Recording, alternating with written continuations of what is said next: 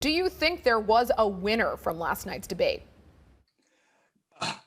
Thank you. Well, number one, thank you for having me. I can tell you who the loser is. The loser is the American people.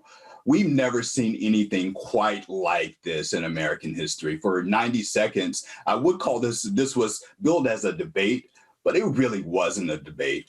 This president bullied and bulldozed his way through a 90-minute conversation filled with lies and inaccuracies and untruths. He kept really the fact checkers at all of these organizations on their toes last night.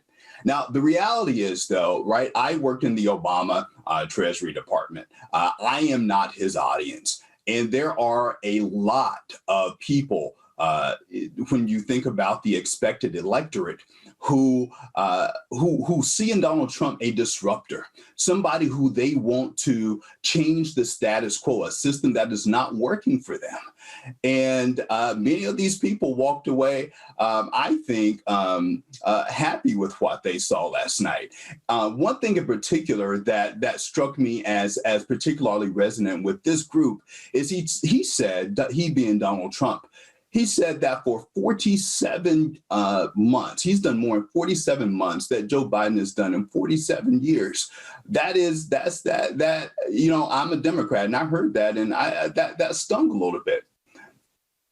Anthony, you talk about how President Trump's supporters, they view him as a disruptor, and on that basis, they might have found some comfort in his performance last night. But what about the undecided voters? I mean, looking at estimates, it seems to range anywhere from 9 to 14%, the number of people who are waiting to decide who to vote for. Do you think last night made the decision for any of those people?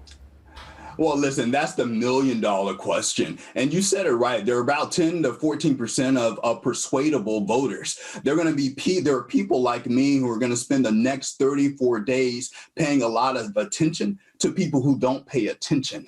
Now, if I'm Donald Trump, how do I talk to these people?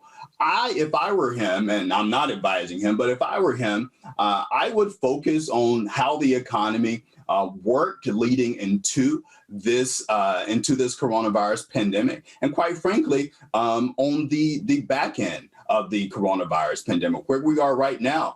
This, of course, is September 30th, the final day of the third quarter. The Atlanta Federal Reserve Bank is suggesting that GDP growth for this particular quarter is going to be upwards of 7%. What we saw in the last quarter of the last quarter was 9.5% growth in GDP. So now when you get beneath the layers, there's a lot of nuance there.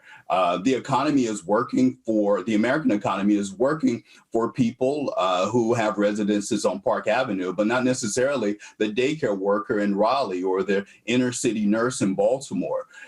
So if I'm him, I would talk about the economy. But having said all of that, I think Joe Biden is in as strong a position as he could be right now.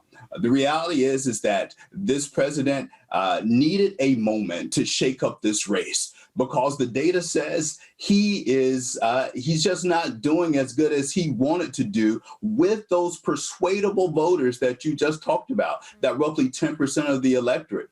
And I've got to tell you, I grew up in rural North Carolina, in places that are moderate. North Carolina is a swing state.